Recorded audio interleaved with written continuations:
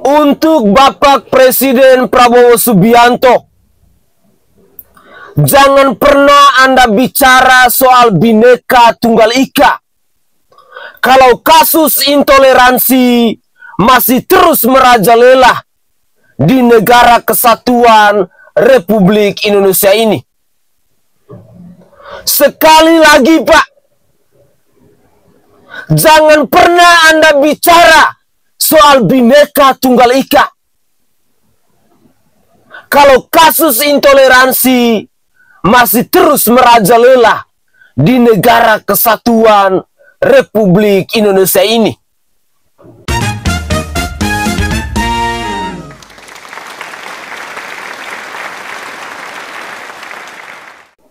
Salve, Assalamualaikum warahmatullahi wabarakatuh. Salam Om Swastiastu. Namo Buddhaya, salam kebajikan, dan salam sejahtera untuk kita semua. Pemirsa sekalian, hari-hari belakangan ini, kita masyarakat Indonesia dipertontonkan dengan kebodohan-kebodohan dari para penguasa yang ada di bangsa ini. Dengan seenak jidat dan semanis udel, mereka berbicara tentang Pancasila, berbicara tentang Bhinneka Tunggal Ika. Tetapi makna yang sesungguhnya tidak pernah mereka amalkan, tidak pernah mereka terapkan di negara kesatuan Republik Indonesia ini. Berbicara tentang kedaulatan, berbicara tentang persatuan, berbicara tentang kesejahteraan, berbicara tentang Bhinneka Tunggal Ika. Tetapi itu semua hanyalah omong kosong semata. Kesejahteraan hari ini hanya milik dari mereka para penguasa, hanya milik dari mereka para pejabat. Tidak untuk kita masyarakat Indonesia seutuhnya, dari Sabang sampai Merauke, dari Pulau Miangas sampai Pulau Rote. Ketika hari ini masyarakat melayangkan aksi protes dengan pengibaran bendera One Piece sebagai bentuk perlawanan kepada pemerintah, mereka mengatakan bahwa itu adalah makar, itu adalah provokasi, itu telah melanggar konstitusi. Tetapi mereka tidak pernah sadar bahwa makna dari bendera One Piece itu mungkin sama dengan umbun-umbun yang kita pasang. Apa bedanya umbun-umbun yang biasa kita rame-riakan, yang biasa kita pasang tiap tahun, dengan bendera One Piece itu? Tetapi ketika semakin pemerintah berkoar-koar memprotes tentang larangan pengibaran bendera One Piece, sesungguhnya di sini semakin membuktikan kita, semakin meyakinkan kita bahwa kebijakan-kebijakan pemerintah hari ini terlalu bobrok, terlalu goblok, terlalu tolol. Banyak pejabat-pejabat hari ini yang tidak tahu diri. Banyak pejabat-pejabat hari ini menjadi penjilat. Banyak pejabat-pejabat hari ini yang bermental pengecut. Itu yang terjadi hari ini di negara kesatuan Republik Indonesia ini. Salah satu contohnya misalnya Natalius Pigai berbicara tentang keadilan. Wih, kau tidak lihat masyarakat Papua selalu ditindas? Jangan bicara daerah lain, bicara tentang Papua yang hari ini ada begitu banyak persoalan, ada begitu banyak kasus. Lalu dengan seenak jidat dan semanis udel, kau bicara soal keadilan. Sangat memalukan. Pemerintah menetapkan tema Hari Ulang Tahun Republik Indonesia tahun ini adalah Bersatu Berdaulat, Rakyat Sejahtera, Indonesia Maju. Tema ini dipilih karena selaras dengan visi besar negara dan mewakili arah perjuangan bangsa kita. Kita ingin selalu menjadi negara yang bersatu, Bhinneka Tunggal Ika, berbeda-beda tapi satu. Ini adalah dorongan kita, hasrat kita, keinginan nenek moyang kita. Kita bangun persatuan dan kesatuan menjadi suatu kekuatan untuk menjaga kedaulatan dan kemakmuran bangsa Indonesia. Kita ingin menjadi negara yang makmur. Kita tidak ingin menjadi negara yang miskin. Kita tidak ingin memiliki saudara kita yang kelaparan. Karena itu kita tidak hanya ingin berdaulat, tapi rakyat kita harus sejahtera. Dengan demikian, baru kita percaya dan yakin kita bisa mencapai Indonesia yang maju. Bersatu, berdaulat, rakyat sejahtera, Indonesia maju. Saudara-saudara, tema ini harus menjadi suatu patokan.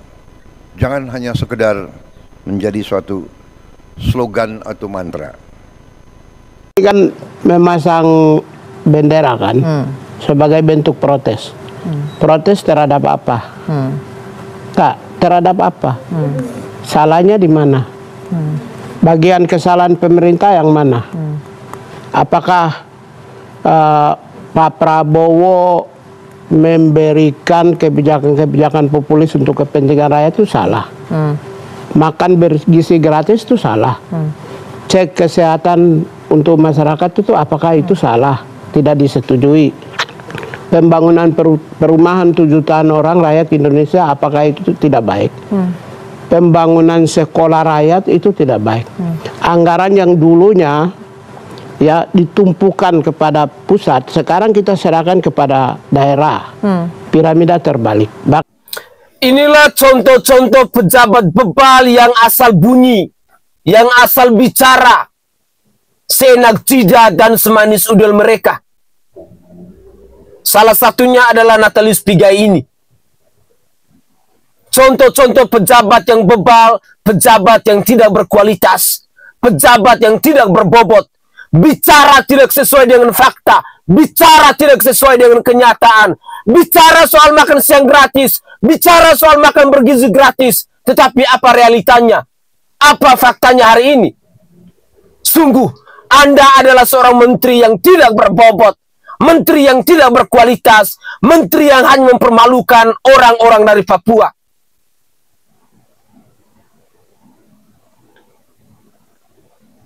Poin yang kedua, kalau kita mau menyimak pidato singkat dari yang mulia, dari yang terhormat, Prabowo Subianto, yang adalah presiden di Negara Kesatuan Republik Indonesia ini, saya hanya mau katakan, Pak, Anda berbicara boleh seenak jidat dan semanis udel, tetapi realita yang terjadi di bangsa ini tidak semanis dengan pembicaraan Anda itu. Sekali lagi, Anda boleh berbicara, berpidato, merangkai kata-kata yang begitu indah untuk meyakinkan bawahan-bawahan Bapak, untuk meyakinkan masyarakat. Tetapi hari ini realita berbicara lain, fakta membuktikan lain.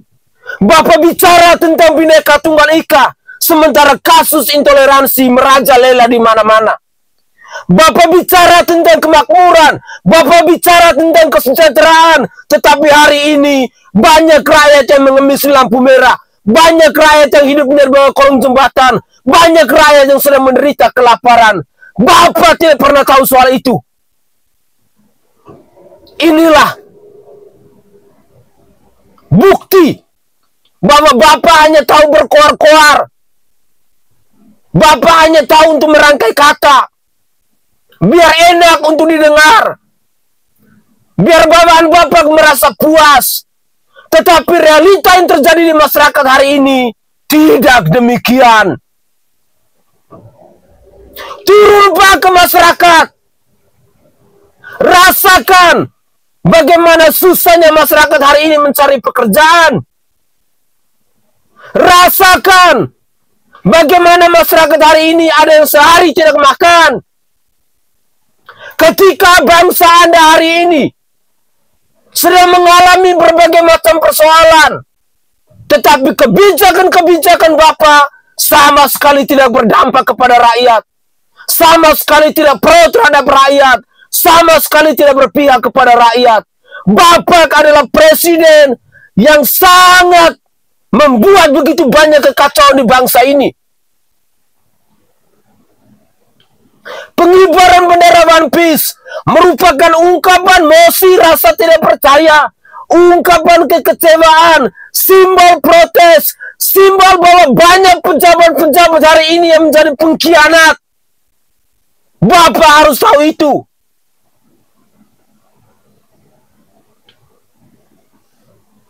Semakin hari kami semakin muak, Pak. Muak dengan keputusan dari para penguasa.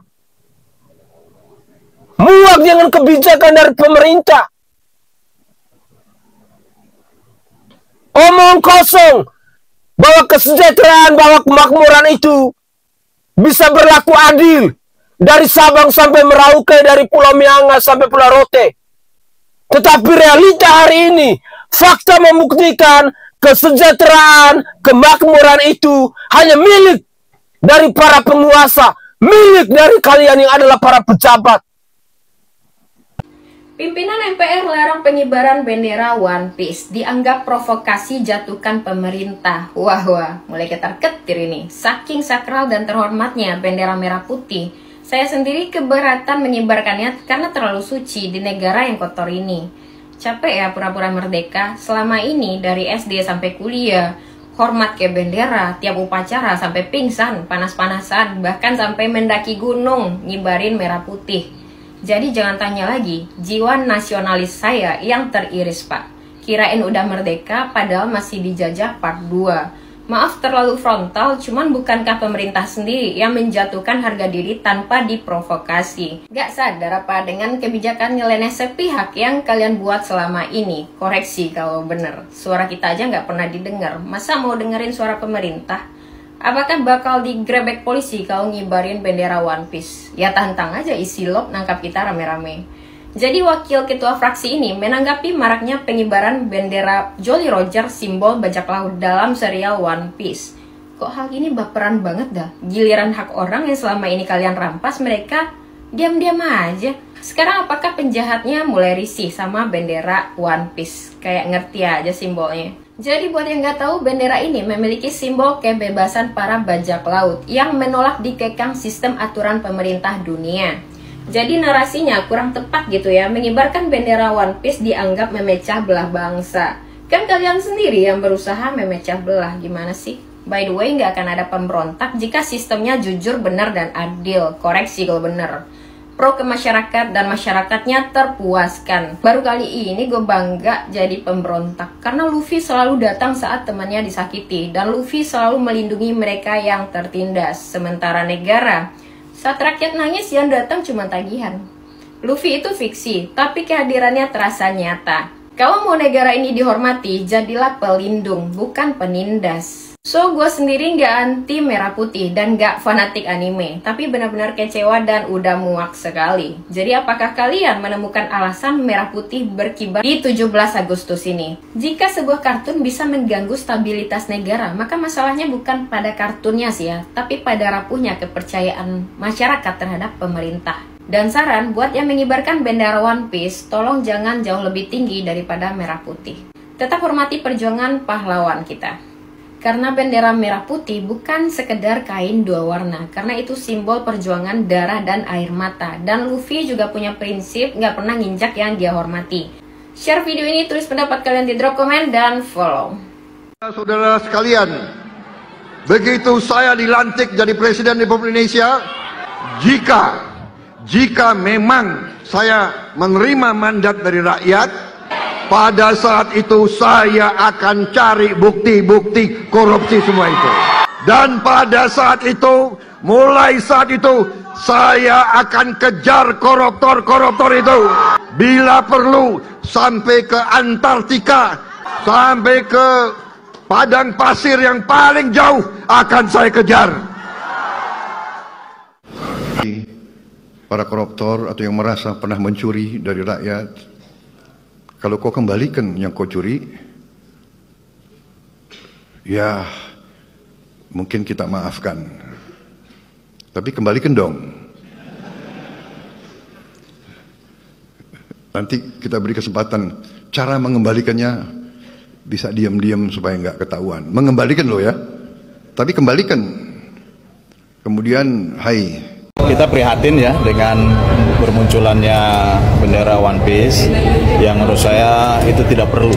Di tengah-tengah kita sedang membangun patriotisme dan semangat kemerdekaan yang ke-80 tahun, di mana kita punya cita-cita yang mulia menuju Indonesia Emas tahun 2045, tentu ada hal-hal simbol-simbol negara yang dipersandingkan dengan simbol-simbol yang tidak perlu. Nah, ini yang disayangkan dan tentu saya setuju jika ini ditertibkan. Ya ditertibkan, silakan itu terjemahannya aparat penegak hukum. Karena ya kita sesungguhnya ini adalah momentum. Dikala masyarakat, rakyat sedang euforia, membuat panjat pinang, balap karung, kemudian lomba-lomba kedaerahan yang sedang dibangun oleh masyarakat. Even di perumahan saya juga mulai bulan Juli sudah ada pertandingan tenis meja, ada bola basket dan lain sebagainya. Kok muncul hal-hal yang menurut saya tidak perlu. Oleh karenanya ini yang jauh dari bagaimana kita memperkuat persatuan dan persatuan bangsa. Semakin kokoh, semakin kuat, sumber daya manusia semakin baik. Dengan MBG mudah-mudahan kita menuju kepada generasi yang unggul ke depan. Dengan sekolah rakyat, ada keadilan untuk seluruh rakyat yang tidak mampu juga bisa bersekolah. Kemudian membangun ekonomi dengan mendirikan koperasi Desa Merah Putih di seluruh desa. Tentu ini adalah cara-cara untuk membangun kebersamaan di negeri ini. Kita jauhkanlah dari hal-hal yang tentu melakukan agitasi dan sebagainya dengan cara-cara yang tidak perlu. Pancagila. 1. Keuangan yang maha kuasa. 2. Korupsi yang adil dan merata. 3. Persatuan Mafia Hukum Indonesia. 4. Kekuasaan yang dipimpin oleh nafsu, kebejatan dalam persekongkolan dan kepura-puraan. 5. Kenyamanan sosial bagi seluruh keluarga pejabat dan wakil rakyat. Oke guys, itu adalah cuplikan-cuplikan video yang bisa saya sajikan ke hadapan pemirsa dalam konten saya kali ini. Ketika kita mendengar pidato singkat dari Presiden Prabowo Subianto, bila kita mau bandingkan dulu dengan sekarang, atau sebelum dan sesudah, tidak heran bila hari ini masyarakat Indonesia menggaungkan bahwa Presiden Prabowo Subianto adalah presiden omon-omon. Itu adalah fakta yang tak terbantahkan. Tidak heran bila pada akhirnya Presiden Prabowo Subianto dijuluki sebagai presiden omon-omon, presiden yang tidak mampu untuk bekerja. Poin yang kedua, hari ini banyak sekali pahlawan kesiangan, mulai dari pejabat negara, mulai dari wakil rakyat, mulai dari aparat penegak hukum. Mereka ramai-ramai menunjukkan jati diri mereka sebagai pahlawan kesiangan.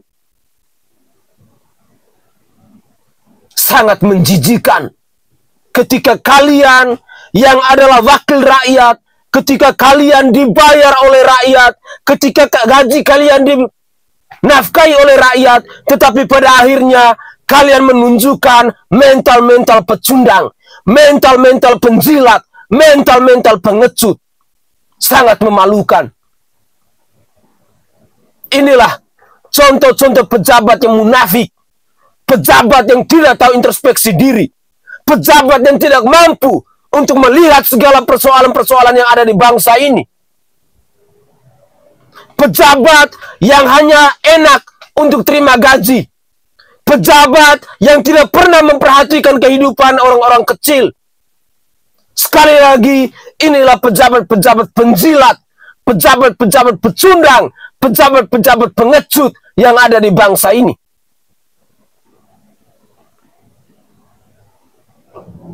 Kita sebagai rakyat selalu disajikan dengan janji-janji manis, dengan kata-kata bijak yang dirangkai begitu indah. Tetapi aksi kerja nyatanya kosong melompong. Masyarakat selalu dikibulin oleh para penguasa yang ada di bangsa ini. Hati-hati. Pengibaran bendera One Piece mungkin itu adalah alarm. Simbol bahwa pemerintah hari ini adalah pemerintah yang berkhianat. Rakyat bangkit untuk melawan dengan mengibarkan bendera One Piece sebagai bentuk protes kepada pemerintah hari ini terhadap segala keputusan, terhadap segala kebijakan, terhadap segala gagasan yang tidak berpihak kepada rakyat. Pemerintah yang bijak harusnya introspeksi diri. Kenapa hari ini rakyat begitu gaduh, rakyat begitu marah, rakyat begitu sepakat, begitu kompak untuk melakukan perlawanan terhadap segala kebijakan-kebijakan yang lahir dari pemerintah itu? Kalau kalian tahu diri, kalau kalian waras, kalian pasti akan melihat bahwa hari ini ada begitu banyak persoalan yang begitu kompleks yang terjadi di bangsa ini, yang disuarakan oleh rakyat. Mulai dari kesejahteraan, mulai dari kelaparan, mulai dari pendidikan, mulai dari ekonomi, mulai dari kesehatan, dan berbagai macam sektor yang ada di bangsa ini.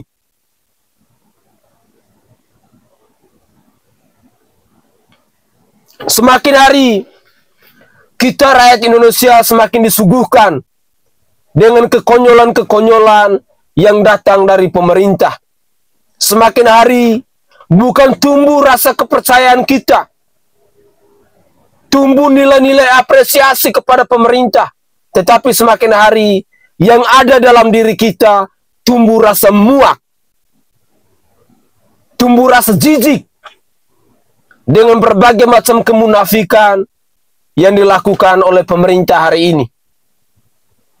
Omong kosong, Indonesia emas itu akan diwujudkan pada tahun 2045. Kalau kelakuan dari pemerintah kita hari ini lebih pro terhadap golongan mereka, lebih pro terhadap golongan para pejabat, lebih pro terhadap mereka yang punya harta miliaran rupiah. Kita sebagai rakyat jelata yang miskin papa akan terus ditindas, akan terus menjadi korban dari kebijakan-kebijakan pemerintah yang tidak tahu diri, yang munafik, pengecut, pecundang, dan lain sebagainya itu. Saya Sainai dari Provinsi Nusa Tenggara Timur. Saatnya kita yang rakyat jelata harus berani untuk bersuara. Salam hormat, salam NKRI, dan salam Pancasila untuk kita semua.